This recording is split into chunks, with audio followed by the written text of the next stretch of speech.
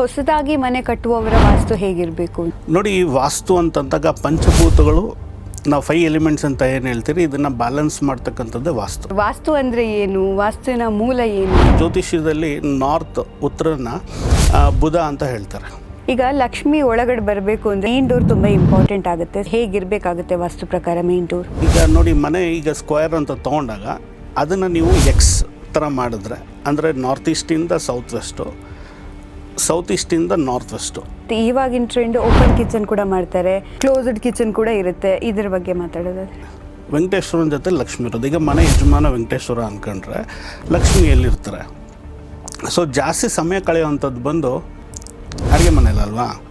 ಅದು ಕೂಡ ಒಂದು ಎನರ್ಜಿಗೆ ಏನಾದರೂ ಮ್ಯಾಟರ್ ಆಗುತ್ತಾ ಅಂತ ಪೇಂಟಿಂಗ್ಸ್, ಪಿಕ್ಚರ್ಸ್ ಎಲ್ಲ ಪೋಸ್ಟರ್ಗಳು ಹಾಕೋತಾ ಇದ್ರು. ಕತ್ತೆಗಳದ್ದು, ನರಿಗಳದ್ದು, ಹಸುಗಳದ್ದು ಇದೆಲ್ಲನೂ ಹಾಕೋತಾ ಇದ್ರು. ಅದೆಲ್ಲ ಒಂದು ಟೈಮಲ್ಲಿ ಟ್ರೆಂಡ್ ಇತ್ತು. ಈಗ ತುಂಬ ವರ್ಷದಿಂದ ಒಂದೇ ಮನೆಯಲ್ಲಿ ಬದುಕಿ ಖುಷಿಯಾಗೇ ಇರ್ತಾರೆ, ಏನು ಸಮಸ್ಯೆಗಳಾಗೋದಿಲ್ಲ. ಸಡನ್ ಆಗಿ ಯಾವುದೋ ಒಂದು ವರ್ಷ ಏನೋ ಒಂದು ಪ್ರಾಬ್ಲಮ್ ಆಗುತ್ತೆ, ಅದಕ್ಕೆ ವಾಸ್ತು ಕಾರಣ ಆಗುತ್ತಾ? ಆ ಸೈಟ್ ಏನಾಗಿದೆ ಏನು ಅಂತ ಗೊತ್ತಿರಲ್ಲ. ಈಗೆಲ್ಲೋ ಒಂದು ಜಾಗದಲ್ಲಿ ಸೈಟ್ ತೊಗೋತೀವಿ ನಾವು, ಏನಾಗಿತ್ತು ಗೊತ್ತಿರಲ್ಲ. ಕೆಡವಿ ಹಾಕೋದಿಕ್ಕೆ, ಒಡೆದು ಹಾಕೋದಿಕ್ಕೆ ಅವ್ರಿಗೆ ಮನಸ್ಸಾಗೋದಿಲ್ಲ. ಮನೆ ಇದ್ದಂಗೆ ಇರಬೇಕು, ಯಾಕಂದ್ರೆ ಅವ್ರಿಗೊಂದು ಎಮೋಷನ್ಸ್ ಕ್ರಿಯೇಟ್ ಆಗಿರುತ್ತೆ. ಬಟ್ ಒಡಿಲೂಬಾರ್ದು, ವಾಸ್ತು ಕೂಡ ಸರಿ ಆಗಬೇಕು ಅಂತ ಅವ್ರಿಗೆ ಏನು ಪರಿಹಾರ ಇದೆ? ನಮಸ್ಕಾರ ವೀಕ್ಷಕರೇ, ಫಾರ್ಚೂನ್ ಪಿರಮಿಡ್ ಸೆಂಟರ್ಗೆ ತಮಗೆಲ್ಲರಿಗೂ ಕೂಡ ಆತ್ಮೀಯ ಸ್ವಾಗತ. ನಾನು ಸಮೀಕ್ಷಾ ಶಿರ್ಲಾಲು. ಇವತ್ತು ನನ್ನ ಜೊತೆಗೆ ವಾಸ್ತು ಬಗ್ಗೆ ತಿಳಿಸ್ಕೊಡೋದಕ್ಕೆ ಫೇಮಸ್ ವಾಸ್ತು ಪಿರಮಿಡ್ ತಜ್ಞರಾಗಿರುವಂತಹ ಇಂದ್ರಧನುಷ್ ಅವರಿದ್ದಾರೆ. ಸುಮಾರು 5,000ಕ್ಕೂ ಹೆಚ್ಚು ವಾಸ್ತು ಕನ್ಸಲ್ಟೇಷನ್ಗಳನ್ನು ಮಾಡಿದ್ದಾರೆ. ಜೊತೆಗೆ 500ಕ್ಕೂ ಹೆಚ್ಚು ವಿದ್ಯಾರ್ಥಿಗಳಿಗೆ ವಾಸ್ತುವನ್ನು ಕಲಿಸಿಕೊಟ್ಟಿದ್ದಾರೆ. ಅವರನ್ನು ನಮ್ಮ ಕಾರ್ಯಕ್ರಮಕ್ಕೆ ಸ್ವಾಗತಿಸೋಣ. ಸರ್ ನಮಸ್ತೆ. ನಮಸ್ಕಾರ. ಓಂ ಶ್ರೀ ಗುರುಭ್ಯೋ ನಮಃ. ಪಾಡ ಬಸವೇಶ್ವರ ಸ್ವಾಮಿ ನಮಃ. ಬನಶಂಕರಿ ದೇವಿ ನಮ್ಮ ಎಲ್ರಿಗೂ ನಮಸ್ಕಾರ. ದೇವರ ಒಂದು ಅನುಗ್ರಹದಿಂದ ಕಾರ್ಯಕ್ರಮ ಸ್ಟಾರ್ಟ್ ಮಾಡೋಣ ಅಂತ ಅಲ್ವಾ ಸರ್? ಹೌದು. ಈಗ ನನ್ನ ಮೊದಲನೇ ಪ್ರಶ್ನೆ ಅಂದರೆ ಸರ್, ವಾಸ್ತು ಅಂದರೆ ಏನು? ವಾಸ್ತುವಿನ ಮೂಲ ಏನು ಅಂತ? ನೋಡಿ, ಈ ವಾಸ್ತು ಅಂತಂದಾಗ ಪಂಚಭೂತಗಳು ನಾವು 5 ಎಲಿಮೆಂಟ್ಸ್ ಅಂತ ಏನು ಹೇಳ್ತೀರಿ, ಇದನ್ನು ಬ್ಯಾಲೆನ್ಸ್ ಮಾಡ್ತಕ್ಕಂಥದ್ದೇ ವಾಸ್ತು. ಸಿಂಪಲ್ಲಾಗಿ ನಾವು ಏನೊಂದು ಅಡುಗೆ ಮನೆ ಎಲ್ಲಿರಬೇಕು, ಬೆಡ್ರೂಮ್ ಎಲ್ಲಿರಬೇಕು, ಮತ್ತು ಮೇನ್ ಡೋರ್ಸ್ ಏನು ಬರಬೇಕು, ಸೊ ಗಾಳಿ ಬೆಳಕು ಚೆನ್ನಾಗಿ ಬರ್ತಿದೆಯಾ, ಸೊ ಇದೆಲ್ಲ ಕರೆಕ್ಟಾಗಿ ಬ್ಯಾಲೆನ್ಸ್ ಆಗ್ತಾ ಇದೆಯಾ ಅನ್ನೋದೇ ವಾಸ್ತು. ಸಿಂಪಲ್ಲಾಗಿ ಈಗ ಪೂಜೆ ರೂಮು ಈಶಾನ್ಯಕ್ಕೆ ಬರಬೇಕು ಅಥವಾ ಈಗ ಅಡುಗೆ ಮನೆ ಆಗ್ನೇಯಕ್ಕೆ ಬರಬೇಕು, ಈ ಥರದ್ದೆಲ್ಲ ರೂಲ್ಸ್ ಮಾಡಿರೋರು ಯಾರು ಸರ್? ಹೌದು. ಈಗ ಏನಂತಂದರೆ ಹಿರಿಯರು ಋಷಿಮುನಿಗಳು ಇದನ್ನೆಲ್ಲ ಕೊಡುವಾಗ ಸೊ ಇದನ್ನೆಲ್ಲ ಬೇಸ್ ಮಾಡೇ ಕೊಟ್ಟಿರ್ತಕ್ಕಂಥದ್ದು. ನೋಡಿ, ಯಾಕೆಂದರೆ ಜನ್ರಲಾಗಿ ನಾರ್ತ್ ಏನು ಬರುತ್ತೆ, ಈಗ ಏನೊಂದು ಬ್ರಾಹ್ಮಿ ಮುಹೂರ್ತ ಅಂತ ಹೇಳ್ತೀರಿ, ಸೊ ಫಸ್ಟ್ ಏರ್ ಬರ್ತಕ್ಕಂಥದ್ದೇ ಆ ಕಡೆಯಿಂದ, ನಾರ್ತ್ ಕಡೆಯಿಂದ, ಉತ್ತರದ ಕಡೆಯಿಂದ. ಸೊ ಈ ಒಂದು ಗಾಳಿ ಬರ್ತಕ್ಕಂಥದ್ದು ಫ್ರೆಶ್ ಇರುತ್ತೆ. ಇದು ಓಝನೈಸ್ಡ್ ಏರ್ ಅಂತ ಹೇಳ್ತಾರೆ ಇದು. ಸೊ ಇದು ಒಳ್ಳೆ ಗಿಡಮೂಲಿಕೆಗಳಿಂದ, ಗಿಡ ಮರಗಳಿಂದ ಬರ್ತಕ್ಕಂಥದ್ದು ನಮ್ಮ ಒಂದು ಆರೋಗ್ಯಕ್ಕೆ ತುಂಬ ಒಳ್ಳೆಯದು. ಸೊ ಹಾಗಾಗಿ ಅದನ್ನು ನಾವು ಉತ್ತರಕ್ಕೆ ಡೋರ್ ಇರಬೇಕು ಅಂತ ಹೇಳಿ ಮಾಡಿರ್ತಾರೆ. ಜನರಲಾಗಿ ಪ್ರಿಫರ್ ಮಾಡಬೇಕಾದ್ರೆಲ್ಲನೂ ಈಸ್ಟಿಗೆ ಡೋರ್ ಇರಬೇಕು, ನಾರ್ತಿಗೆ ಡೋರ್ ಇರಬೇಕು ಅಂತ ಹೇಳ್ತಾರೆ. ಸೊ ಈಗ ಫಸ್ಟು ಏರ್ ಬರ್ತಕ್ಕಂಥದ್ದು ನಾರ್ತಿಂದ ಬರ್ತಕ್ಕಂಥದ್ದು, ಈಶಾನ್ಯ ಅಲ್ವಾ, ಇದು ದೇವಮೂಲೆ ಅಂತ ಹೇಳ್ತೀರಿ. ಸೊ ಇಲ್ಲಿ ಏನೊಂದು ಒಳ್ಳೆ ಫ್ರೆಶ್ ಏರ್ ಬರುತ್ತೆ. ಸೊ ಇಲ್ಲಿ ನಾವು ದೇವ್ರ ಮನೆಯನ್ನು ಪ್ರಿಫರ್ ಮಾಡ್ತೀರಿ. ಮತ್ತು ಈಸ್ಟ್ ಅಂತ ತೊಗೊಂಡಾಗ ಏನಾಗುತ್ತೆ, ನಮಗೆ ಸನ್ಲೈಟ್, ಸೂರ್ಯನ ಬೆಳಕು ಏನು ಬರುತ್ತೆ, ಬೆಳಗಿನ ಕಿರಣಗಳು, ಅದು ನಮ್ಮ ಮನೆಗೆ ಬಂದಾಗ ಸೊ ಆ ಮನೆಯಲ್ಲಿ ವಿಟಮಿನ್ ಡಿ ಇಂಪ್ರೂವ್ ಆಗುತ್ತೆ. ಅಂದರೆ ಅದು ನಮ್ಮ ದೇಹಕ್ಕೆ ಬಿದ್ದಾಗ ವಿಟಮಿನ್ ಡಿ ಇಂಪ್ರೂವ್ ಆಗುತ್ತೆ ಅಂತ, ಅಂದರೆ ಮನೆಯಲ್ಲಿ ಆರೋಗ್ಯ ಚೆನ್ನಾಗಿರುತ್ತೆ ಅನ್ನೋ ಒಂದು ಕಾನ್ಸೆಪ್ಟ್ ಮೇಲೆ ಇದನ್ನು ಹಿರಿಯರು ಆಲ್ರೆಡಿ ಡಿಸೈಡ್ ಮಾಡಿದ್ದಾರೆ. ಮತ್ತು ಈಗ ಆಗ್ನೇಯ ಏನಿದೆ, ಆಗ್ನೇಯ ಬಂದು ಅಗ್ನಿಮೂಲೆ ಅಂತ ಹೇಳ್ತೀವಿ ನಾವು. ಸೊ ಇಲ್ಲಿ ಅಡುಗೆ ಮನೆ ಇರಬೇಕು. ಇದನ್ನು ಇನ್ನು ಸ್ವಲ್ಪ ಮುಂದೋಗಿ ಹೇಳೋದಾದರೆ, ನೋಡಿ, ಜ್ಯೋತಿಷ್ಯದಲ್ಲಿ ನಾರ್ತ್ ಉತ್ತರನ ಬುಧ ಅಂತ ಹೇಳ್ತಾರೆ. ಓಕೆನಾ? ಸೊ ಬುಧ ಅಂತಂದರೆ ನಾವು ವೆಂಕಟೇಶ್ವರ ಅಂತ ಹೇಳ್ತಾರೆ. ವೆಂಕಟೇಶ್ವರನ ಜೊತೆ ಲಕ್ಷ್ಮಿ ಇರೋದು. ಈಗ ಮನೆ ಯಜಮಾನ ವೆಂಕಟೇಶ್ವರ ಅಂದ್ಕೊಂಡ್ರೆ ಲಕ್ಷ್ಮಿ ಎಲ್ಲಿರ್ತಾರೆ? ಸೊ ಜಾಸ್ತಿ ಸಮಯ ಕಳೆಯುವಂಥದ್ದು ಬಂದು ಎಲ್ಲಿ ಕಳೀತಾರೆ? ಅಡುಗೆ ಮನೆಯಲ್ಲಲ್ವಾ? ಸೊ ಆಗ್ನೇಯದ ಲಕ್ಷ್ಮೀ ಸ್ಥಾನ ಅಂತ. ಸೊ ಹಾಗಾಗಿ ನೋಡಿ, ಅಡುಗೆ ಮನೆ ಬಂದ್ಬಿಟ್ಟು ಏನು ಸೌತ್ ಈಸ್ಟ್ ಫಸ್ಟು ಪ್ರಿಫರೆನ್ಸ್ ಇರುತ್ತೆ. ಸೆಕೆಂಡ್ ಆಪ್ಷನ್ ಬಂದು ನಾರ್ತ್ ವೆಸ್ಟು. ನಾರ್ತ್ ವೆಸ್ಟು ಚಂದ್ರ. ಸೊ ಶುಕ್ರ ಸೌತ್ ಈಸ್ಟ್ ಆಗ್ತದೆ, ಮತ್ತು ಚಂದ್ರ ನಾರ್ತ್ ವೆಸ್ಟು. ಒಂದು ಹೆಂಡತಿ ಶುಕ್ರ, ಚಂದ್ರ ಬಂದ್ಬಿಟ್ಟು ತಾಯಿ. ಹಂಗಾಗಿ ಫಸ್ಟ್ ಪ್ರಿಫರೆನ್ಸು ಸೌತ್ ಈಸ್ಟ್ ಇರುತ್ತೆ, ಸೆಕೆಂಡ್ ಪ್ರಿಫರೆನ್ಸು ನಾರ್ತ್ ವೆಸ್ಟ್ ಇರುತ್ತೆ. ಹಾಗಾಗಿ ಈ ಥರ ಡಿಸೈಡ್ ಮಾಡಿದ್ದಾರೆ. ಶಾಸ್ತ್ರಗಳಲ್ಲಿ ಇದೆಲ್ಲ ಉಲ್ಲೇಖ ಇದೆ. ಹಾಗಂದ್ರೆ ಹೊಸದಾಗಿ ಮನೆ ಕಟ್ಟುವವರ ವಾಸ್ತು ಹೇಗಿರಬೇಕು ಅಂತ? ಮೇಯ್ನಾಗಿ ನೋಡಿ, ಗಾಳಿ ಬೆಳಕು ಚೆನ್ನಾಗಿ ಬರೋಂಗಿರಬೇಕು. ಫಸ್ಟ್ ಆಫ್ ಆಲ್ ಏನಂತಂದರೆ, ಯಾವ ಕಡೆ ರೋಡ್ ಇರುತ್ತೆ ಆ ಕಡೆ ಅವ್ರದ್ದು ಡೋರ್ ಇರಬೇಕು. ಮತ್ತು ಪ್ರತಿಯೊಬ್ಬರಿಗೂ 4 ಲಕ್ಕಿ ಡೈರೆಕ್ಷನ್ಸ್, ಅನ್ಲಕ್ಕಿ ಡೈರೆಕ್ಷನ್ಸ್ ಅಂತ ಬರುತ್ತೆ. ಸೊ ಅದ್ರ ಪ್ರಕಾರ ಅವ್ರಿಗಿದ್ದಾಗ ಇನ್ನೂ ಹೆಚ್ಚು ಪ್ರಾಸ್ಪರಿಟಿ ಗ್ರೋತ್ ಅವ್ರಿಗಿರುತ್ತೆ. ಅದು ಆ್ಯಸ್ ಪರ್ ಅವ್ರ ಡೇಟ್ ಆಫ್ ಬರ್ತ್ ಪ್ರಕಾರ ಅವ್ರದ್ದು ಲಕ್ಕಿ ಡೈರೆಕ್ಷನ್ಸ್ನ ತಿಳ್ಕೊಬೋದು. ಆ ಪ್ರಕಾರ ಇದ್ದಾಗ ನೋಡಿ, ಎಲ್ಲ 4 ದಿಕ್ಕೂ ಒಳ್ಳೆಯದೇ. ಈಗ ಈಸ್ಟಲ್ಲಿ ಇರೋರೆಲ್ಲ ಚೆನ್ನಾಗಿದ್ದಾರೆ, ವೆಸ್ಟಲ್ಲಿ ಇರೋರು ಚೆನ್ನಾಗಿಲ್ಲ ಅಂತಿಲ್ಲ, ನಾರ್ತಲ್ಲಿರೋರು ಚೆನ್ನಾಗಿದ್ದಾರೆ, ಸೌತಲ್ಲಿರೋರು ಚೆನ್ನಾಗಿಲ್ಲ ಅಂತಲ್ಲ. ಎಲ್ಲ ದಿಕ್ಕಲ್ಲಿರ್ತಕ್ಕಂಥವ್ರು ಚೆನ್ನಾಗಿರೋರು ಇದ್ದಾರೆ, ಚೆನ್ನಾಗಿಲ್ಲದೆ ಇರೋರು ಇದ್ದಾರೆ. ಚೆನ್ನಾಗಿರೋರು ಬಂದ್ಬಿಟ್ಟು ಅವ್ರದ್ದು ಲಕ್ಕಿ ಡೈರೆಕ್ಷನ್ಸ್ ಇರುತ್ತೆ, ಅವ್ರಿಗೆ ಸಪೋರ್ಟ್ ಮಾಡ್ತಾ ಇರುತ್ತೆ. ಚೆನ್ನಾಗಿಲ್ಲದೆ ಇರೋರ್ಗೆ ಅದು ಸಪೋರ್ಟ್ ಮಾಡ್ತಾ ಇರಲ್ಲ. ಸೊ ಅದನ್ನು ಚೆಕ್ ಮಾಡಿದಾಗ ಗೊತ್ತಾಗುತ್ತೆ. ಈ ಬ್ರಹ್ಮಸ್ಥಾನ ಅಂದರೆ ಏನು? ಮನೆಯಲ್ಲಿ ಅದು ಎಲ್ಲಿರುತ್ತೆ?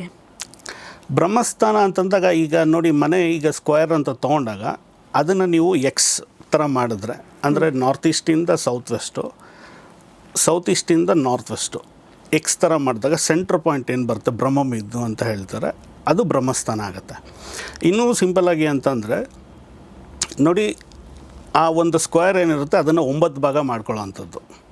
ಈಗ ಪೂರ್ವನ 9 ಭಾಗ ಮಾಡ್ಕೋತೀರಿ. ಅಂದರೆ ಒಂದು ಈಶಾನ್ಯ, ಪೂರ್ವ, ಆಗ್ನೇಯ, ಮತ್ತು ಉತ್ತರ, ಬ್ರಹ್ಮಸ್ಥಾನ, ಸೌತ್ ದಕ್ಷಿಣ, ಮತ್ತು ವಾಯುವ್ಯ, ಪಶ್ಚಿಮ, ನೈಋತ್ಯ. ಈ ಥರ 9 ಭಾಗ ಮಾಡಿಕೊಂಡಾಗ ಆ ಸೆಂಟ್ರ್ ಪೋರ್ಷನ್ ಏನು ಬರುತ್ತೆ ಅಷ್ಟು ಪೂರ್ತಿ ಬ್ರಹ್ಮಸ್ಥಾನ ಆಗುತ್ತೆ. ಅಂದರೆ ಹಾಲಿಗೆ ಆ ಥರ ಬರುತ್ತೆ. ಈಗ ಮನೆ ಅಂತ ಅಂದಾಗ ಎಲ್ಲಿರುತ್ತೆ ಅದು? ಅದೇ ಮನೆಗೆ ಸೆಂಟ್ರ್ ಪೋರ್ಷನ್. ಓಕೆ, ಅದು ನಾಭಿ ಅಂತ ಹೇಳ್ತೀರಿ. ವಾಸ್ತು ಪುರುಷನ ನಾಭಿ, ಅದು ಹೊಟ್ಟೆ ಭಾಗ.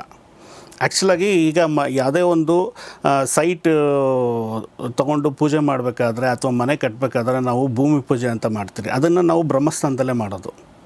ಅಂದರೆ ವಾಸ್ತು ಪುರುಷನಿಗೆ ಹೊಟ್ಟೆಗೆ ಆಹಾರ ಹಾಕೋ ಥರ ಆ ಒಂದು ಅಲ್ಲಿ ಒಂದು ನಾವು ಶಂಕುಸ್ಥಾಪನೆ ಮಾಡೋ ಮುಖಾಂತರ ಆ ಒಂದು ಸೈಟ್ಗೆ ಎನರ್ಜಿ ಕೊಡೋ ಅಂಥದ್ದು ಮಾಡ್ತೀರಿ. ಅಂದರೆ ಶಲ್ಯ ದೋಷಗಳು ಅಂತ ಇರುತ್ತೆ. ಅಂದರೆ ಈಗ ನೋಡಿ, ಆ ಸೈಟು ಏನಾಗಿದೆ ಏನು ಅಂತ ಗೊತ್ತಿರಲ್ಲ. ಈಗ ಎಲ್ಲೋ ಒಂದು ಜಾಗದಲ್ಲಿ ಸೈಟ್ ತೊಗೋತೀವಿ ನಾವು. ಆ ಸೈಟ್ ಈಗ 50 ವರ್ಷದಿಂದ, 100 ವರ್ಷದಿಂದ, 1000 ವರ್ಷದಿಂದ ಏನಾಗಿತ್ತು ಗೊತ್ತಿರಲ್ಲ. ಈಗ ಅಲ್ಲಿ ಪ್ರಾಣಿದು ಮೂಳೆ ಬಿದ್ದಿರ್ಬೋದು, ಅಥವಾ ಅದೊಂದು ಯುದ್ಧ ಭೂಮಿ ಆಗಿರ್ಬೋದು, ಅಥವಾ ಅಲ್ಲೊಂದು ಹುತ್ತ ಇರ್ಬೋದು.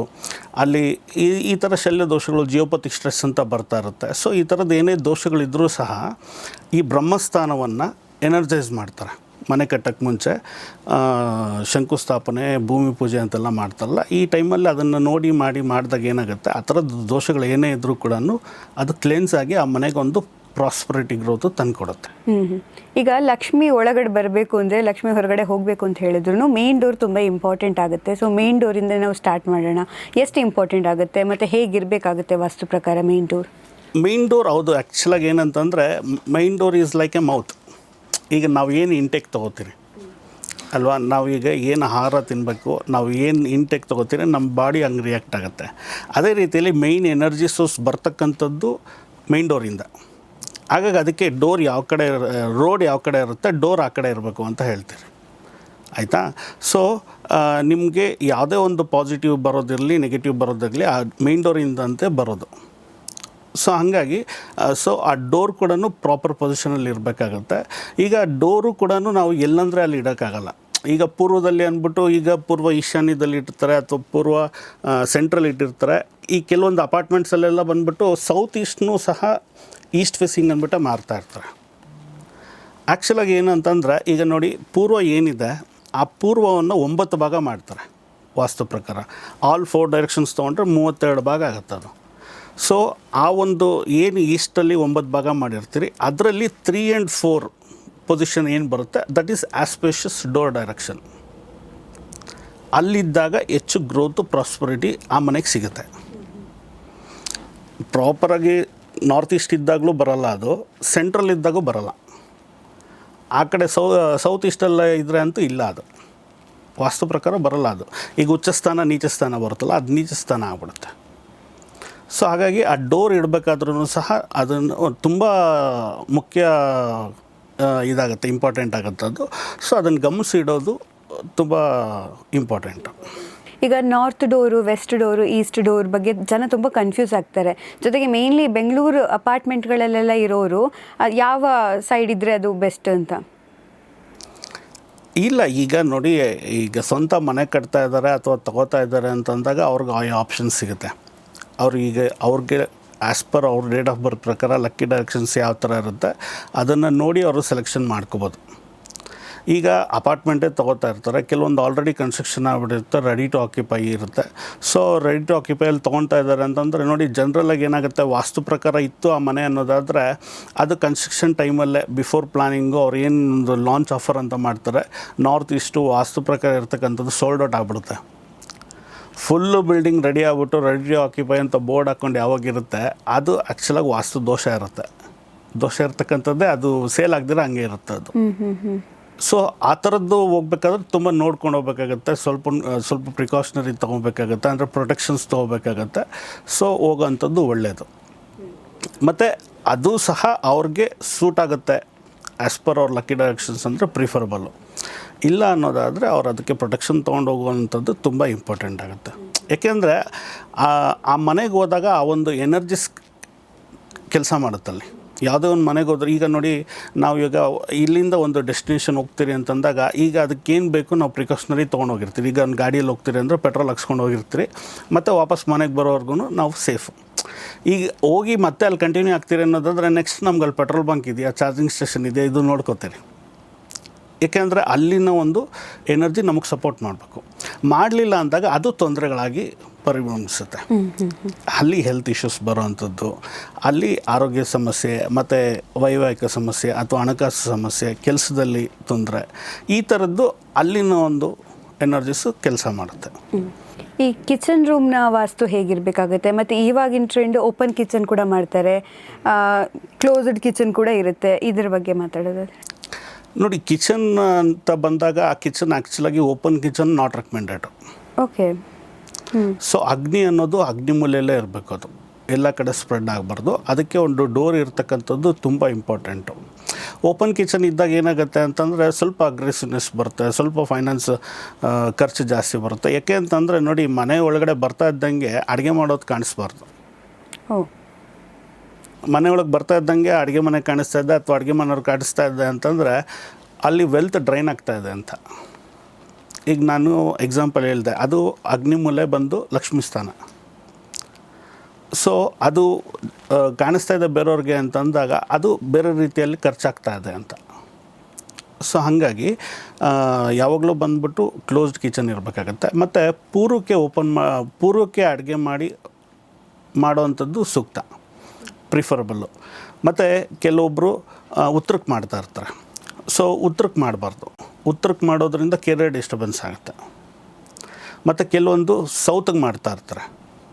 ಈಗ ಅಪಾರ್ಟ್ಮೆಂಟ್ಸಲ್ಲೆಲ್ಲ ಆ ಥರ ಮಾಡ್ಬಿಟ್ಟಿರ್ತಾರೆ, ಸ್ಲ್ಯಾಬ್ ಬಂದ್ಬಿಟ್ಟು ಟುವರ್ಡ್ಸು ಸೌತ್ಗೆ ನಾರ್ತ್ಗೆ ಹಾಕ್ಬಿಟ್ಟಿರ್ತಾರೆ.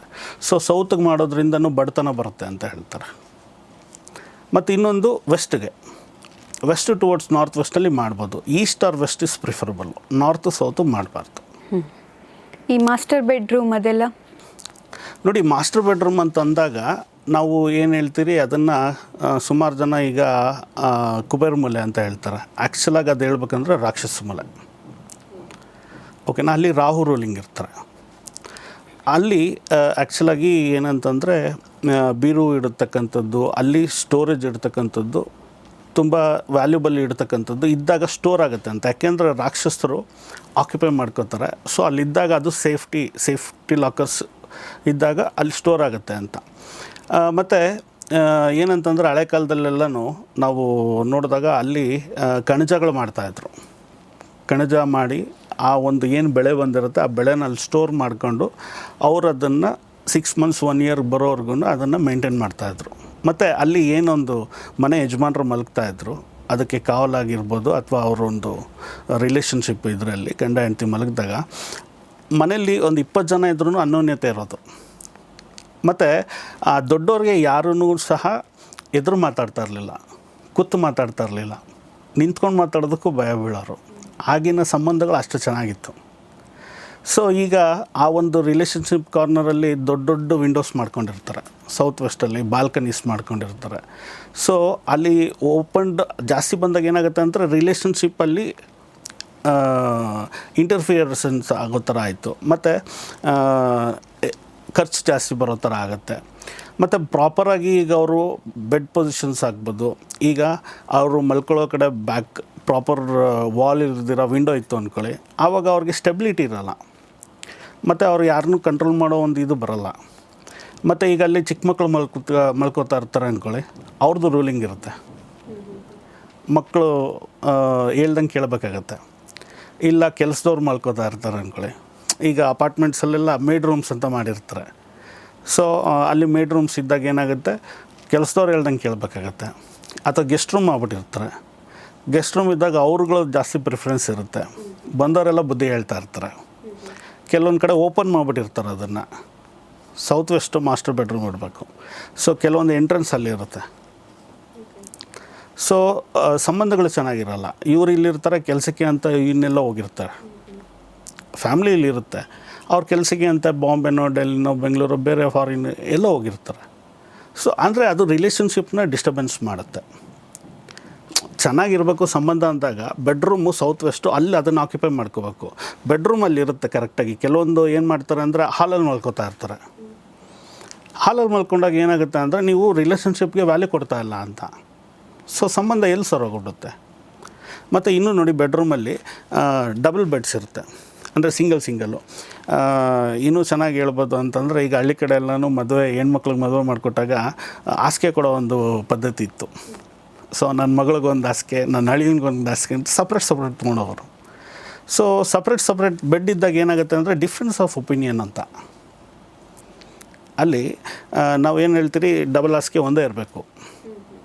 ಸೊ ಈಕ್ವಲ್ ಮೆಂಟಾಲಿಟಿ ಇರುತ್ತೆ. ಸೊ ಸಪ್ರೇಟ್ ಇದ್ದಾಗ ಅಲ್ಲಿ ನನ್ನ ಒಪಿನಿಯನ್ ಬೇರೆ ಇರುತ್ತೆ, ಇನ್ನೊಬ್ರದ್ದು ಒಪಿನಿಯನ್ ಬೇರೆ ಇರುತ್ತೆ.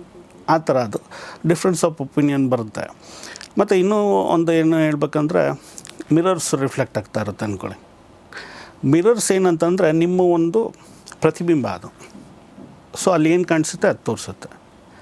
ಸೊ ಈಗ ಅಲ್ಲಿ ಬೆಡ್ಗೆ ರಿಫ್ಲೆಕ್ಟ್ ಆಗ್ತಾ ಇದೆ ಅಂತಂದರೆ ಅಲ್ಲಿ ಇನ್ನೊಬ್ಬರು ಕೂಡ ಇಂಟರ್ಫಿಯರ್ ಆಗೋವಂಥ ಚಾನ್ಸಸ್ ಇರುತ್ತೆ.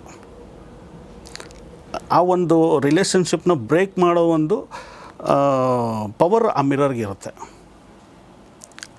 ಎಲ್ಲ ಚೆನ್ನಾಗಿದೆ, ಸೌತ್ ವೆಸ್ಟಲ್ಲೇ ಬೆಡ್ರೂಮ್ ಇದೆ, ಸೊ ಮಿರರ್ ಒಂದು ಹಾಕೊಂಡ್ಬಿಟ್ಟಿದ್ದಾರೆ ಅಂತಂದರೆ ಅಲ್ಲಿ ಸಂಬಂಧ ಡಿಸ್ಟರ್ಬೆನ್ಸ್ ಇರುತ್ತೆ. ವಾಸ್ತು ಪ್ರಕಾರ ಎಲ್ಲ ಕಟ್ಟಿರ್ತಾರೆ, ಸೌತ್ ವೆಸ್ಟಲ್ಲೇ ಬೆಡ್ರೂಮ್ ಇರುತ್ತೆ. ಸೊ ಇದು ಆ ಒಂದು ಡಿಸ್ಟರ್ಬೆನ್ಸ್ ಕ್ರಿಯೇಟ್ ಮಾಡಿಕೊಡ್ತಾ ಇರುತ್ತೆ. ಟಿ ವಿ ಹಾಕ್ಕೊಂಡಿರ್ತಾರೆ, ಬೆಡ್ರೂಮ್ಗೆ ಏನಕ್ಕೆ ಹೋಗೋದು? ಆರಾಮಾಗಿ ಮಲಗೋಕ್ಕೆ ಅಲ್ವಾ, ನೆಮ್ಮದಿಯಾಗಿ ಮಲಗೋಕ್ಕೆ. ನೀವು ಟಿ ವಿ ಹಾಕ್ಕೊಂಡಿದ್ರೆ ನೆಮ್ಮದಿಯಾಗಿ ನಿದ್ದೆಯಲ್ಲಿ ಬರುತ್ತೆ, ಸಿಸ್ಟಮ್ ಇಟ್ಕೊಂಡು ಕೆಲಸ ಮಾಡ್ತಾ ಇರ್ತಾರೆ. ಸೊ ಅದಕ್ಕೆ ವರ್ಕ್ ಸ್ಟೇಷನ್ನೇ ಬೇರೆ ಇರುತ್ತೆ, ಸಪ್ರೇಟ್ ಇರುತ್ತೆ. ಟಿ ವಿ ನೋಡೋದಕ್ಕೆ ಎಂಟರ್ಟೈನ್ಮೆಂಟ್ ರೂಮ್ ಇರುತ್ತೆ ಅಥವಾ ಲಿವಿಂಗ್ ರೂಮ್ ಇರುತ್ತೆ, ಇಲ್ಲಿ ಮಾಡ್ಕೋಬೋದು.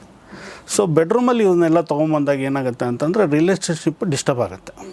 ಇನ್ನೂ ಕೆಲವು ಮನೆಗಳಲ್ಲಿ ಹಳೇ ಇದರಲ್ಲಿ ನೋಡಿ, ಸಜ್ಜ ಮಾಡಿಬಿಟ್ಟು ಪಾತ್ರೆ ಸಾಮಾನುಗಳನ್ನೆಲ್ಲ ಜೋಡಿಸಿ ಇಟ್ಕೊಂಡ್ಬಿಟ್ಟಿರ್ತಾರೆ.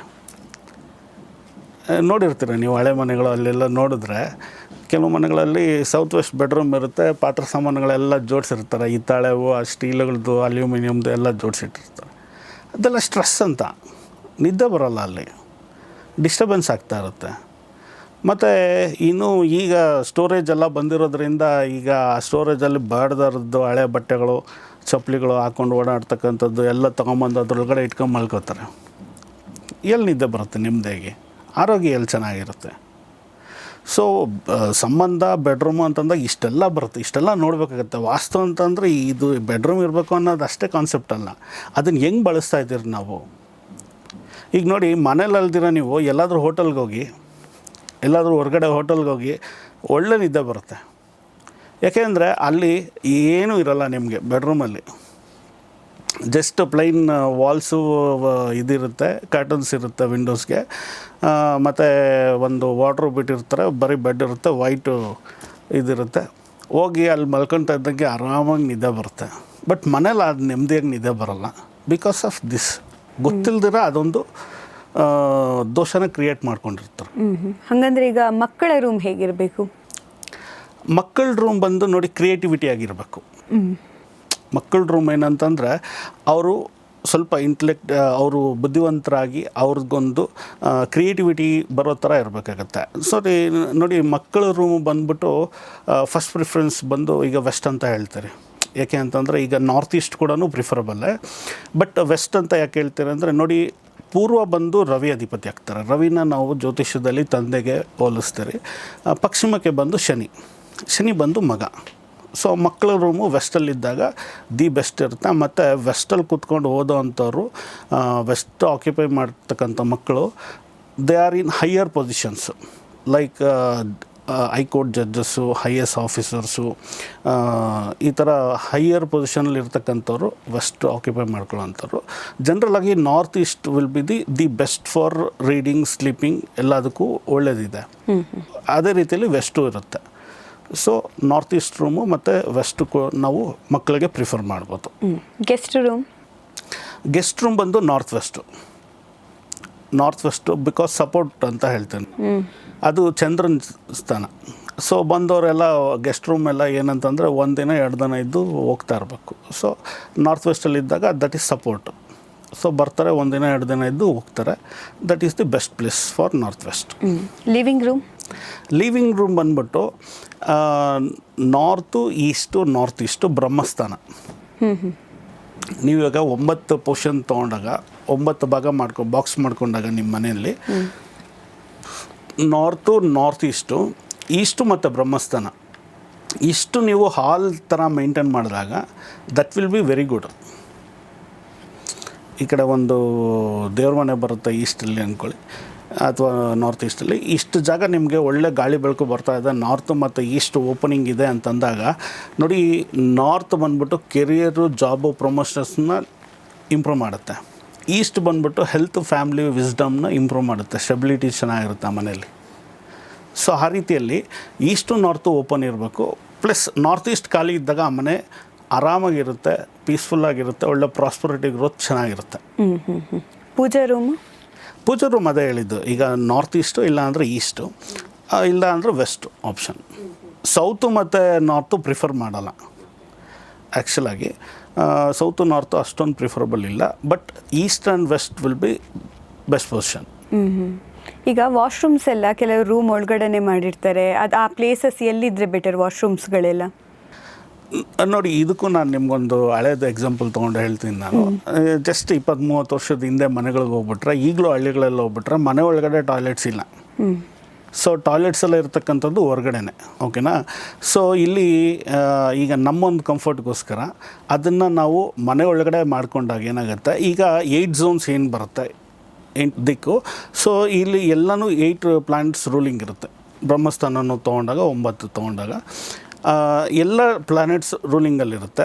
ಸೊ ಎಲ್ಲಿ ನೀವು ಟಾಯ್ಲೆಟ್ ಇರ್ತೀರೋ ಆ ಜಾಗ ಡಿಸ್ಟರ್ಬ್ ಆಗುತ್ತೆ, ಆ ಗ್ರಹ ಡಿಸ್ಟರ್ಬ್ ಆಗುತ್ತೆ. ಈಗ ಜನರಲಾಗಿ ಏನು ಹೇಳ್ತಾರೆ, ನಾರ್ತ್ ವೆಸ್ಟಲ್ಲಿ ಇರ್ಬೋದು ಅಂತ. North West is Chandra ruling, ಅದು ಸಪೋರ್ಟು. ಸೊ ಸಪೋರ್ಟ್ ನಮಗೆ ಯಾವಾಗಲೂ ಬೇಕಾಗಲ್ಲ. ಸೊ ಬೇಕಾದಾಗ ಯೂಸ್ ಮಾಡ್ಕೊತೀರಿ, ಬೇಡದಾಗ ಕ್ಲೋಸ್ ಮಾಡ್ತೀರಿ. ನಾರ್ತ್ ವೆಸ್ಟಲ್ಲಿ ಇರ್ಬೋದು ಅಂತ ಹೇಳ್ತೀರಿ. ಅದು ಎಕ್ಸಾಕ್ಟ್ ಕಾರ್ನರಲ್ಲಿ ಇರಬಾರ್ದು, ಸ್ವಲ್ಪ ಆ ಕಡೆ ಗ್ಯಾಪ್ ಕೊಟ್ಬಿಟ್ಟು ಮಾಡ್ಕೊಳ್ಳಿ ಅಂತ ಹೇಳ್ತಾರೆ. ಎಲ್ಲೆಲ್ಲಿದ್ದರೆ ಏನು ಅನ್ನೋದು ಹೇಳ್ತೀನಿ ನಾನು, ಓಕೆನಾ. ನೆಕ್ಸ್ಟ್ ನಾರ್ತಲ್ಲಿ ಇದೆ ಅಂದ್ಕೊಳ್ಳಿ. ನಾರ್ತ್ ಬಂದ್ಬಿಟ್ಟು career, job, promotions, developments. So ಹೋಯ್ತು, ಇಷ್ಟು ಓಡಿಸ್ಕೊಂಡೋಗ್ತದೆ. ಸೊ ಅವ್ರಿಗೆ ಪ್ರೆಷರ್ ಬರೋವಂಥದ್ದಾಗ್ಬೋದು, ಅಥವಾ ಅವ್ರ ಕೆಲಸ ಕಾರ್ಯಗಳು ಸರಿಯಾಗಿ ಆಗದೇ ಇರ್ತಕ್ಕಂಥದ್ದಾಗ್ಬೋದು. ಇದೆಲ್ಲನೂ ಡಿಸ್ಟರ್ಬ್ ಆಗೋದು ನಾರ್ತ್ ಟಾಯ್ಲೆಟ್ ಇಲ್ಲ ಅಂದರೆ ಅಡುಗೆ ಮನೆಯೂ ಇಟ್ಕೊಂಡಿರ್ತಾರೆ ನಾರ್ತಲ್ಲಿ. ನನಗೆ ಇದು ಸುಮಾರು ಕ್ಲೈಂಟ್ಸ್ ನೋಡಿದ್ದೀನಿ ನಾನು. ಈ ಅಪಾರ್ಟ್ಮೆಂಟಲ್ಲಿ ಕೆಲವೊಂದು ಒಳ್ಳೆ ಪೊಸಿಷನಲ್ಲಿ ಇರ್ತಾರೆ, ಒಂದು 2-3 CR ಖರ್ಚು ಮಾಡಿ ಫ್ಲ್ಯಾಟ್ ತೊಗೊತಾ ಇರ್ತಾರೆ. ಸೊ ಅವ್ರಿಗೀಗ ನಾರ್ತ್ ಎಂಟ್ರೆನ್ಸು ಪಕ್ಕದಲ್ಲೇ ಈ ಕಡೆ ಕಿಚನ್ ಇರುತ್ತೆ, ಈ ಕಡೆ ಟಾಯ್ಲೆಟ್ ಇರುತ್ತೆ ನಾರ್ತಲ್ಲೇ. ಸೊ ನಾನು ಹೇಳ್ತೀನಿ, ಸರ್ ಇಲ್ಲ ನೋಡಿ, ನಾರ್ತ್ ಹಿಂಗಿದ್ದಾಗ ಕೆರಿಯರ್ ಡೆವಲಪ್ಮೆಂಟ್ಸು ನಿಮಗೆ ಈಗ ಎಲ್ಲೆಲ್ಲಿಂದನೋ ಬಂದಿರ್ತೀರ ನೀವು. ಅಂದರೆ ಆಲ್ಮೋಸ್ಟ್ ಅಪಾರ್ಟ್ಮೆಂಟ್ಸ್ ಪ್ರಿಫರ್ ಮಾಡೋರೆಲ್ಲ ಔಟ್ಸೈಡರ್ಸು, ಲೋಕಲವ್ರು ಯಾರೂ ಅಷ್ಟು ಅಪಾರ್ಟ್ಮೆಂಟ್ಸ್ ತೊಗೊಳ್ಳಲ್ಲ. ಮ್ಯಾಕ್ಸಿಮಮ್ 80-90% ಬಂದ್ಬಿಟ್ಟು ಔಟ್ಸೈಡರ್ಸೇ ತೊಗೊಳ್ಳೋದು. They depend upon salary, job. North ನಿಮ್ಮ ಕೆರಿಯರು ಸೂಚಿಸುತ್ತೆ. ಸೊ ನೀವು ಈಗ ಇದು ತಗೋತೀರಾ ಅನ್ನೋದಾದರೆ ಈ ದೋಷ ಇದೆ. So better to go for good option. ಇಲ್ಲ ನೀವು ಇದೇ ನಿಮ್ಗೆ ಇಷ್ಟ ಆಗ್ಬಿಟ್ಟಿದೆ, ಬೇರೆ ಆಪ್ಷನ್ ಇಲ್ಲ, ಯೂನಿಟ್ ಇರೋದು ಇದೊಂದೇ ಅನ್ನೋದಾದರೆ ಬರೋಕ್ಕೆ ಮುಂಚೆ ಇಲ್ಲಿಗೆ ಇದಕ್ಕೆ ಒಂದು ಕರೆಕ್ಷನ್ಸ್ ಇದೆ, ಪಿರಮಿಡ್ಸಲ್ಲಿ ಕರೆಕ್ಷನ್ಸ್ ಬರುತ್ತೆ. ಸೊ ಇದನ್ನು ಕರೆಕ್ಷನ್ಸ್ ಮಾಡ್ಕೊಂಡು ಬನ್ನಿ ನೀವು. ಇಲ್ಲ ನಾನು ಬಂದು ಆಮೇಲೆ ಮಾಡ್ಕೋತೀನಿ ಅನ್ನೋದಾದರೆ ನಿಮಗೆ ತೊಂದರೆ ಆಗುತ್ತೆ ಅಂತ ನಾನು ಹೇಳಿದ್ದೆ. ಆ್ಯಕ್ಚುಲಾಗಿ ಏನು ಅಂತಂದರೆ ಅವರು ಸರಿ ಸರ್ ಆಯಿತು ಮಾಡಿಸ್ಕೊತೀನಿ ಅಂತ ಹೇಳಿಬಿಟ್ಟು ಬಂದುಬಿಟ್ಟಿದ್ದಾರೆ ಮನೆಗೆ. ಬಂದು 2-3 ತಿಂಗಳಾದ್ಮೇಲೆ ಫೋನ್ ಮಾಡಿದ್ರು, ಸರ್ ನೀವು ನಂಗೆ ಹೇಳಿದ್ರೆ ಕರೆಕ್ಷನ್ ಮಾಡಿಸ್ಕೊಂಬರೋಕ್ಕೆ, ಬಟ್ ನಾನು ಸ್ವಲ್ಪ ಬ್ಯುಸಿ ಇದ್ದರಿಂದ ನಾನು ಆಗಲಿಲ್ಲ, ಶಿಫ್ಟ್ ಆಗಿಬಿಟ್ಟೆ, ಬಟ್ ನನ್ನ ಕೆಲಸ ಹೋಗ್ಬಿಡ್ತು ಸರ್. ಸೊ ಈಗೇನು ಮಾಡೋದು, ನನಗೀಗ ಕನ್ಸಲ್ಟೇಷನ್ ಕೊಡೋದಕ್ಕೂ ಆಗ್ತಿಲ್ಲ, ಸೊ ಕರೆಕ್ಷನ್ಸ್ ಹೆಂಗೆ ಮಾಡ್ಕೊಳ್ಳಿ ಅನ್ನೋ ಥರ ಬಂತು. ಸೊ ಇದೆಲ್ಲ ನೋಡಿ, ಈ ಸಬ್ಜೆಕ್ಟ್ ಏನು ಹೇಳುತ್ತೆ ಅನ್ನಂದರೆ ಇದು ಗೂಗಲ್ ಮ್ಯಾಪ್ ಥರ. ಹಿಂಗೆ ಹೋದರೆ ನಿಮ್ಮ ಡೆಸ್ಟಿನಿ ಈ ಥರ ಇರುತ್ತೆ. ನೀವು easy time arrival, early time arrival, traffic ಇದೆ, ರೋಡ್ ಕಿತ್ತೋಗಿದೆ, ಸೊ ಇದು ಸ್ವಲ್ಪ ಜಾಸ್ತಿ ಆದ್ರೂ ಬೇಗ ತಲುಪ್ಬೋದು, ಈ ಥರ ತೋರಿಸುತ್ತೆ. ಈವನ್ ನಾವು ತಪ್ಸೋಕ್ಕಾಗಲ್ಲ. ನೋಡಿ ಇಲ್ಲಿ ನಾನು ಒಂದು ಕರ್ಮ ಕಾನ್ಸೆಪ್ಟ್ ಹೇಳ್ತೀನಿ, ನಾನು ಲಕ್ ಕಾನ್ಸೆಪ್ಟ್ ಹೇಳ್ತೀನಿ ನೋಡಿ. ವಾಸ್ತು 33% ಕೆಲಸ ಮಾಡುತ್ತೆ, ಜ್ಯೋತಿಷ್ಯ 33% ಕೆಲಸ ಮಾಡುತ್ತೆ, ಓಕೆನಾ. ಮತ್ತು ನಮ್ಮ ಲಕ್ ಅಂದರೆ earth luck, man luck, heaven luck ಅಂತ, ಸರಿನಾ. ಸಂಚಿತ, ಪ್ರಾರಬ್ಧ, ಆಗಾಮಿ. ನಾವೇನು ಸಂಚಿತದಲ್ಲಿ ಮಾಡಿರ್ತೀರಿ ಅದನ್ನು ನಾವು ತೊಗೊಂಬಂದಿರ್ತೀರಿ, ಮುಂದೆ ಅದು ನಮಗೇನು ಫಲಗಳು ಬರುತ್ತೆ ಅನ್ನೋದು ಇರುತ್ತೆ. ನೋಡಿ ಪಿರಮಿಡ್ಸಲ್ಲಿ ಈಗಿದು ಪಿರಮಿಡು 51 ಡಿಗ್ರಿ ಆ್ಯಂಗಲ್ ಪಿರಮಿಡ್ ಇದು, ಓಕೆನಾ. ಸೊ ಈ ಒಂದು ಡಿವೈಸ್ ಬಂದ್ಬಿಟ್ಟು ಎನರ್ಜಿ ರಿಸೀವ್ ಮಾಡಿ ಕೊಡ್ತಕ್ಕಂಥದ್ದು.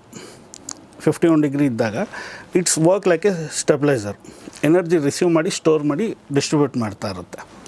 ಸೊ ಇದರಲ್ಲಿ ನಿಮಗೆ 3 ಲೇಯರ್ ಇದೆ, ಓಕೆನಾ. ಇದು ಹೆವೆನ್ ಲೇಯರ್ ಅಂತ,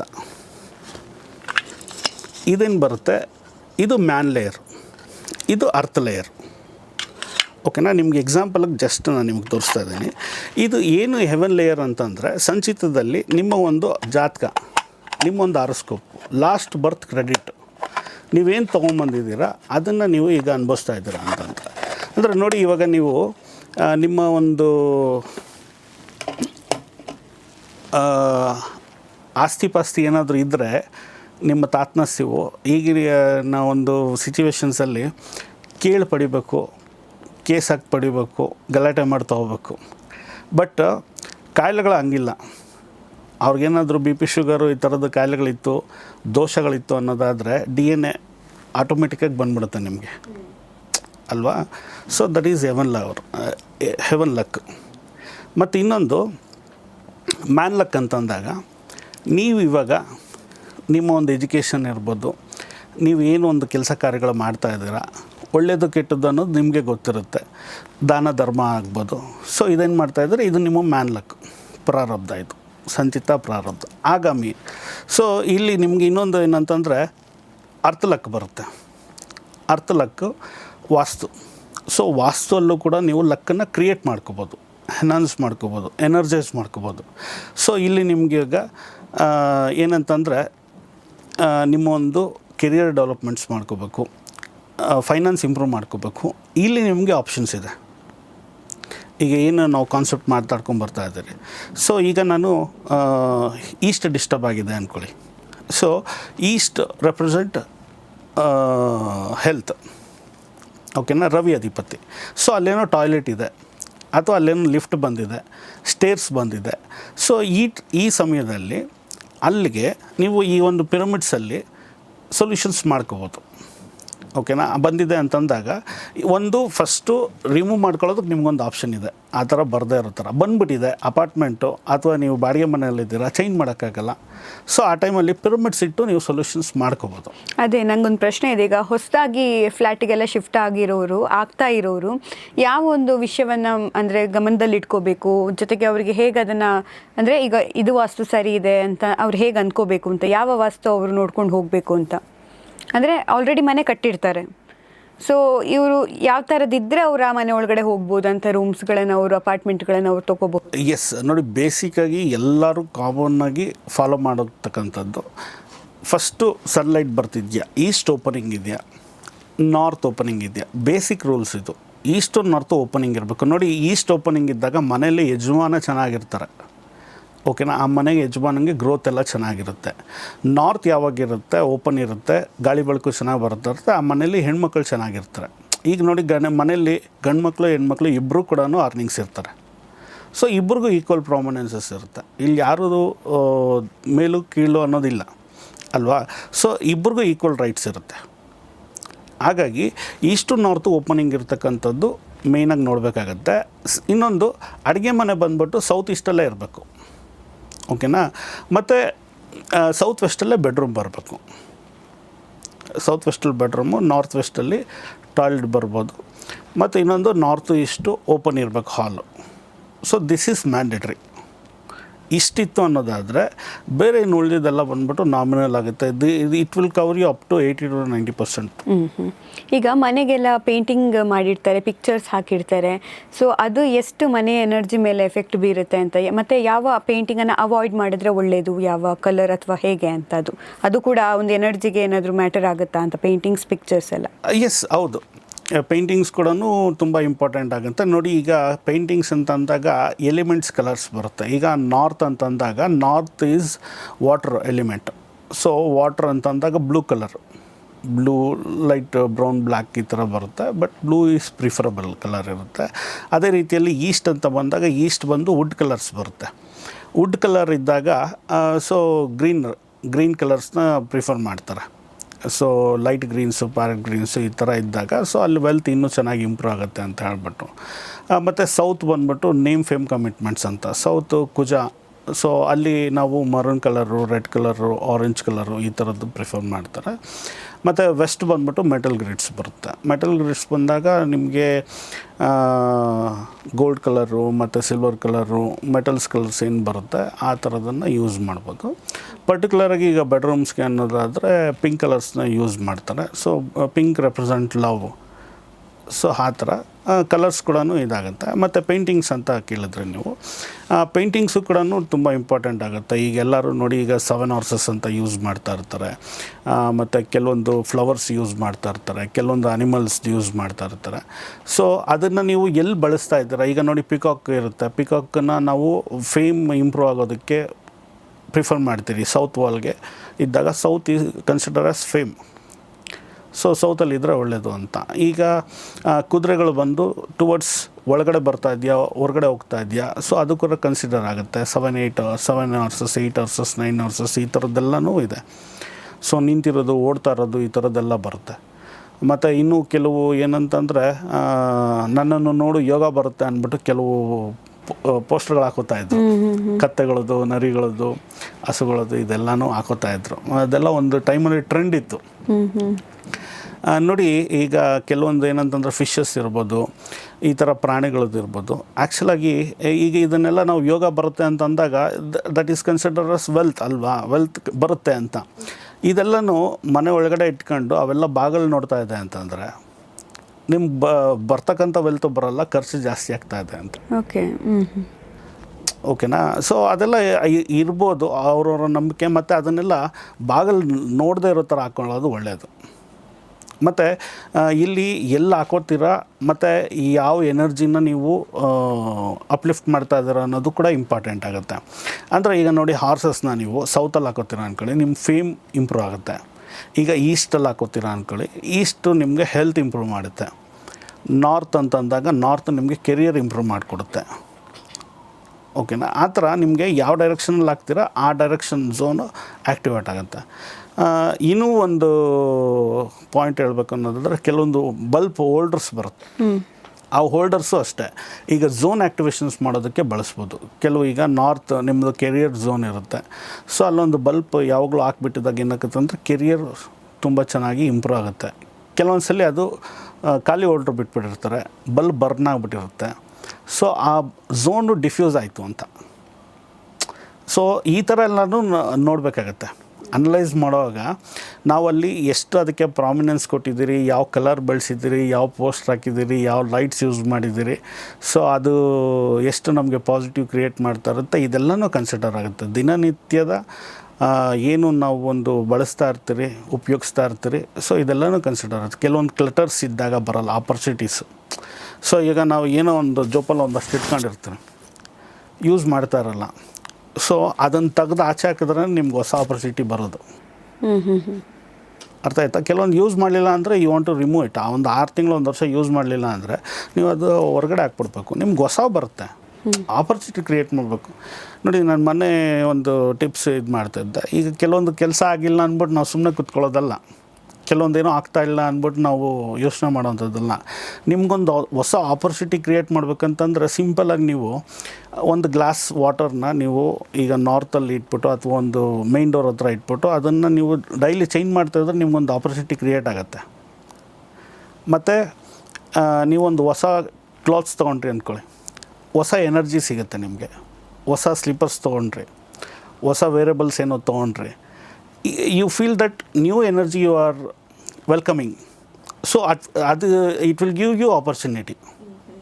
ಸೊ ಆ ರೀತಿಯಲ್ಲಿ ಆಪರ್ಚುನಿಟಿ ಕ್ರಿಯೇಟ್ ಮಾಡ್ಕೊಳ್ಳೋದಕ್ಕೆ ಎಷ್ಟೊಂದು ಅವಕಾಶಗಳಿದೆ ಲಕ್ಕಲ್ಲಿ ನಮಗೆ. ಇದೆಲ್ಲ ಬಂದ್ಬಿಟ್ಟು ನಮಗೆ ಇರ್ತಕ್ಕಂಥ ಆಪ್ಷನ್ಸು. ನಾವು ಅದನ್ನು ತಿಳ್ಕೊಂಡು ಉಪಯೋಗಿಸ್ಕೋಬೇಕು, ಯುಟಿಲೈಸ್ ಮಾಡ್ಕೋಬೇಕು. ಎಲ್ಲದಕ್ಕೂ ಸೊಲ್ಯೂಷನ್ಸ್ ಇದೆ. ನಾವು ಅದನ್ನು ನೋಡಿ ಬಳಸ್ಕೋಬೇಕು, ಕೇಳಿ ತಿಳ್ಕೋಬೇಕು. ಆ ರೀತಿಯಲ್ಲಿ ಆಪ್ಷನ್ಸ್ ಇದೆ. ಈಗ ತುಂಬ ವರ್ಷದಿಂದ ಒಂದೇ ಮನೆಯಲ್ಲಿ ಬದುಕಿ ಖುಷಿಯಾಗೇ ಇರ್ತಾರೆ, ಏನು ಸಮಸ್ಯೆಗಳಾಗೋದಿಲ್ಲ. ಸಡನ್ ಆಗಿ ಯಾವುದೋ ಒಂದು ವರ್ಷ ಏನೋ ಒಂದು ಪ್ರಾಬ್ಲಮ್ ಆಗುತ್ತೆ, ಅದಕ್ಕೆ ವಾಸ್ತು ಕಾರಣ ಆಗುತ್ತಾ ಅಂತ, ವಾಸ್ತು ಕಾರಣ ಅಂತ ಹೇಳ್ತಾರೆ. ಹಂಗಾಗುತ್ತಾ? ತುಂಬ ಟೈಮಲ್ಲಿ ಅವ್ರು ಖುಷಿಯಾಗೇ ಇರ್ತಾರೆ, ಸಡನ್ ಬರೋ ಪ್ರಾಬ್ಲಮ್ಸ್ಗೆ ಅದು ಹೇಗೆ ವಾಸ್ತು ಕಾರಣ ಆಗುತ್ತೆ? ನಾನು ನಿಮ್ಗೆ ಅದನ್ನೇ ಹೇಳಿದೆ. ನಾನು ಇಲ್ಲಿ 3 ಲಕ್ಸಲ್ಲಿ ಒಂದು ಏನು ಒಂದು ಹೆವನ್ ಲಕ್ ಅಂತ ಹೇಳಿದೆ, ಜಾತಕ ಏನಿರುತ್ತೆ ಆ ಜಾತಕದಲ್ಲಿ ದಶಾಭುಕ್ತಿಗಳು ಅಂತ ಬರುತ್ತೆ. ಆ ದಶಾಭುಕ್ತಿಗಳಲ್ಲಿ ಒಂದು ದುಸ್ಥಾನಾಧಿಪತಿ ದಶೆಗಳು ಅಥವಾ 3ನೇ ಮನೆ, 6ನೇ ಮನೆ, 8ನೇ ಮನೆ, 12ನೇ ಮನೆ, ಈ ದಶಾಭುಕ್ತಿಗಳು ಬಂದಾಗ ಆ ಮನೆಯಲ್ಲಿ ಇರ್ತಕ್ಕಂಥ ಮನೆ ಯಜಮಾನಂಗಾಗ್ಬೋದು, ಬೇರೆ ರೀತಿಯಲ್ಲಿ ಫೈನಾನ್ಷಿಯಲ್ ಲಾಸಸ್ ಇರ್ಬೋದು ಅಥವಾ ಹೆಲ್ತ್ ಇಶ್ಯೂಸ್ ಆಗ್ಬೋದು, ಎಲ್ಲ ಥರನೂ ಬರುವಂಥ ಚಾನ್ಸಸ್ಸು ಇರುತ್ತೆ. ಮತ್ತು ವಾಸ್ತುವಲ್ಲೂ ಸಹ ಏನಾಗುತ್ತೆ ಅಂತಂದರೆ ಅವರು ಕೆಲವೊಂದು ಏನೋ ಒಂದು ಅರೇಂಜ್ಮೆಂಟ್ಸ್ ಇರುತ್ತೆ, ಅದು ಏನೋ ಚೇಂಜ್ ಮಾಡಿರ್ತಾರೆ ಅಥವಾ ಬೇರೆ ಏನೋ ಒಂದು ತಂದು ಇಟ್ಕೊಂಡಿರ್ತಾರೆ. ಇದರಿಂದನೂ ಕೂಡ ಒಂದು ನೆಗೆಟಿವ್ ಇಂಪ್ಯಾಕ್ಟ್ ಆಗೋದಕ್ಕೆ ಚಾನ್ಸಸ್ ಇದೆ. ಸೊ ಅದೆಲ್ಲ ಚೆಕ್ ಮಾಡಬೇಕಾಗುತ್ತೆ, not only because of this.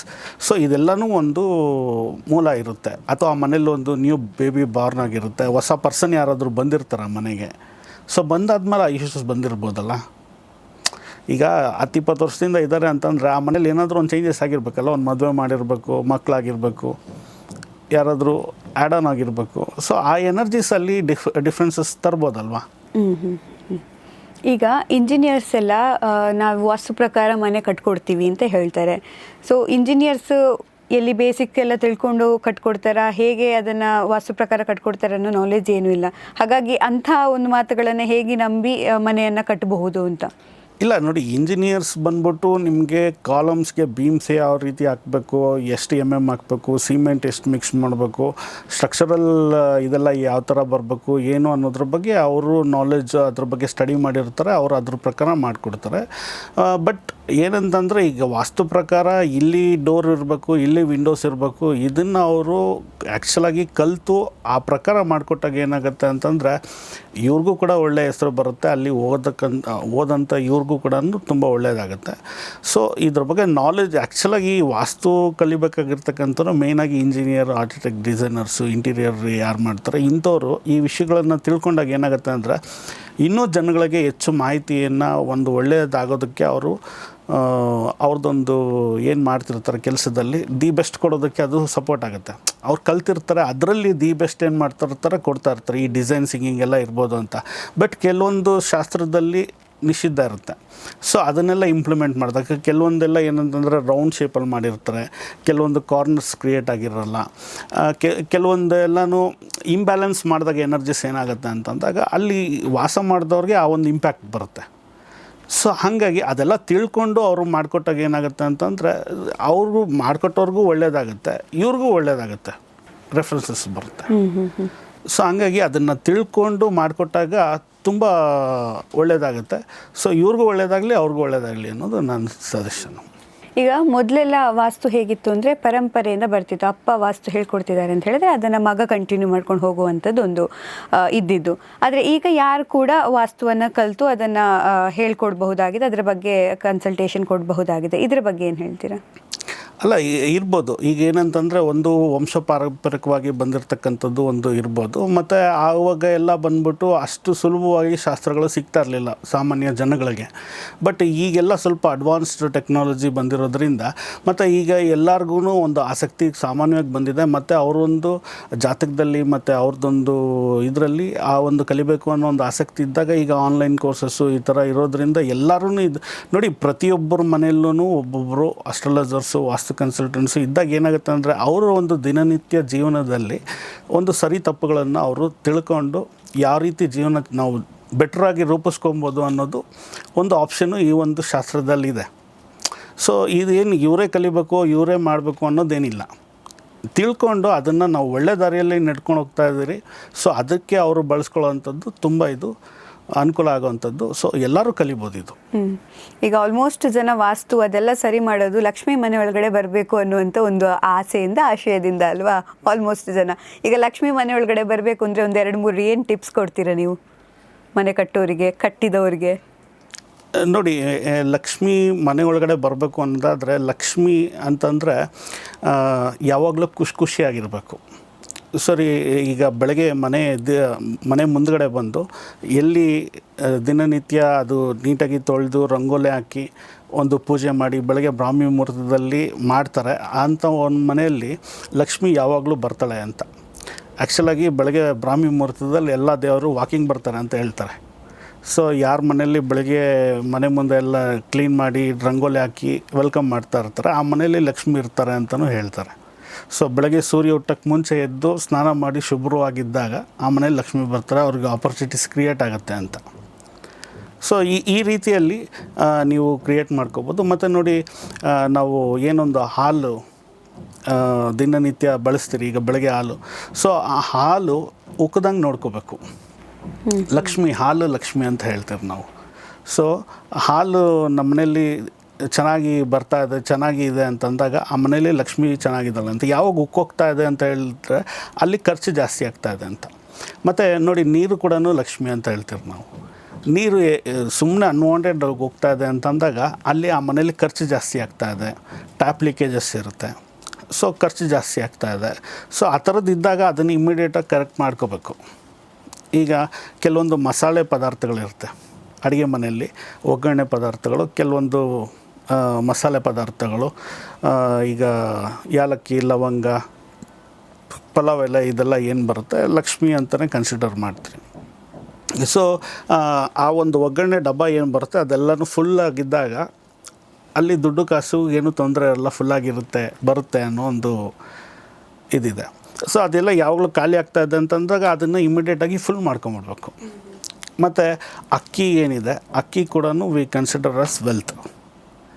So ಅದು ಯಾವಾಗಲೂ ಡಬ್ಬ ಖಾಲಿ ಆಗೋವರೆಗೂ ವೆಯ್ಟ್ ಮಾಡಬಾರ್ದು. ಸೊ ಅದು ಸ್ವಲ್ಪ ಖಾಲಿ ಆಗ್ತಾಯಿದೆ ಅಂತಂದಾಗೆ ಮತ್ತೆ ರೀಫಿಲ್ ಮಾಡಿಬಿಡ್ಬೇಕು. ಸೊ ಈ ಥರ ಸುಮಾರು ಟಿಪ್ಸ್ ಇದೆ. ಅದನ್ನು ನಾವು ನೆಕ್ಸ್ಟ್ ವಿಡಿಯೋಸಲ್ಲಿ ತಿಳಿಸ್ಕೊಳ್ಳೋಣ.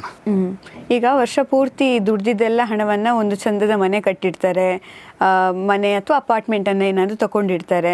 ಅದಾದಮೇಲೆ ಗೊತ್ತಾಗುತ್ತೆ ಅವರಿಗೆ ವಾಸ್ತು ಸಮಸ್ಯೆ ಇದೆ. ಅದಾದಮೇಲೆ ಅದನ್ನು ಕೆಡವಿ ಹಾಕೋದಕ್ಕೆ, ಒಡೆದು ಹಾಕೋದಕ್ಕೆ ಅವ್ರಿಗೆ ಮನಸ್ಸಾಗೋದಿಲ್ಲ. ಮನೆ ಇದ್ದಂಗೆ ಇರಬೇಕು, ಯಾಕಂದರೆ ಅವ್ರಿಗೊಂದು ಎಮೋಷನ್ಸ್ ಕ್ರಿಯೇಟ್ ಆಗಿರುತ್ತೆ. ಬಟ್ ಒಡಿಲೂಬಾರ್ದು, ವಾಸ್ತು ಕೂಡ ಸರಿ ಆಗಬೇಕು ಅಂಥವ್ರಿಗೆ ಏನು ಪರಿಹಾರ ಇದೆ?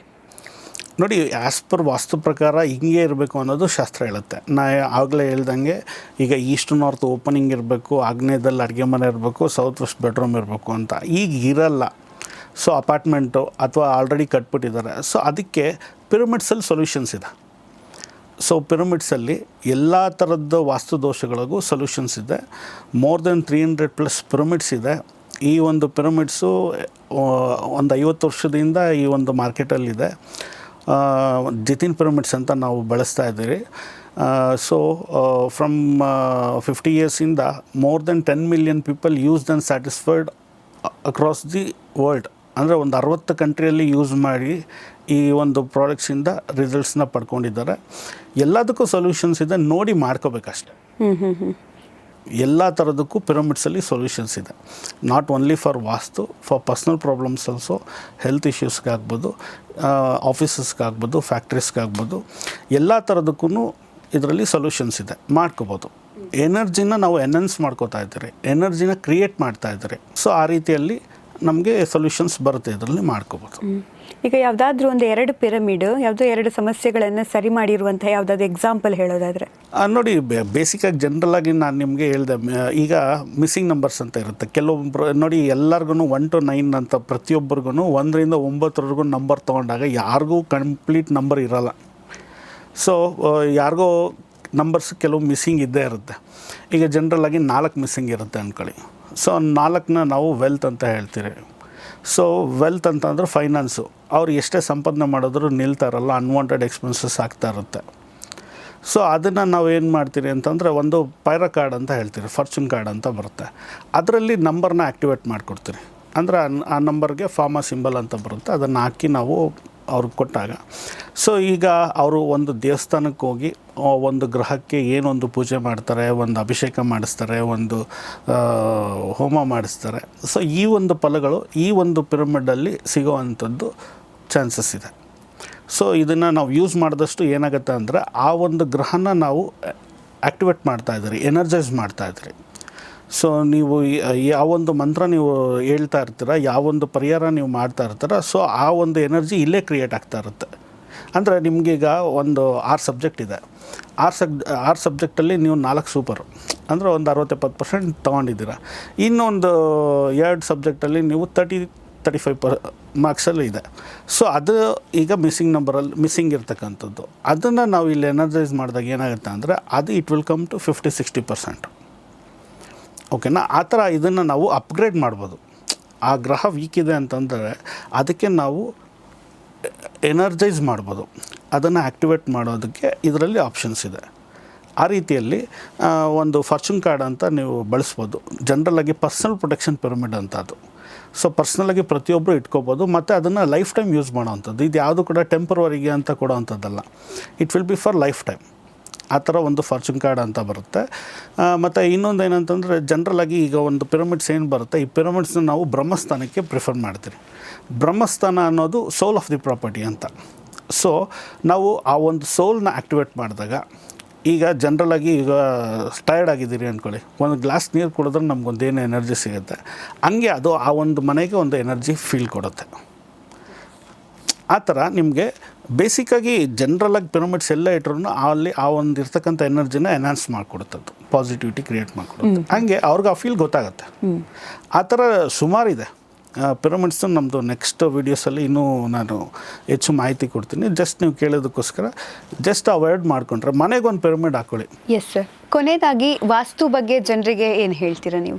ನೋಡಿ, ಪ್ರತಿಯೊಬ್ಬ ಮನುಷ್ಯನಿಗೂ ಪ್ರತಿಯೊಬ್ಬರಿಗೂ ಕೂಡ ತುಂಬ ಇಂಪಾರ್ಟೆಂಟ್ ಆಗಿರ್ತಕ್ಕಂಥದ್ದು. ಯಾಕೆಂದರೆ ನೋಡಿ, ವಾಸ್ತುವಲ್ಲಿ ಕೂಡ ನಮ್ಮ ಜೀವನವನ್ನು ರೂಪಿಸ್ಕೊಳ್ಳೋದಕ್ಕೆ ಇರ್ತಕ್ಕಂಥ ಶಾಸ್ತ್ರ ಇದು.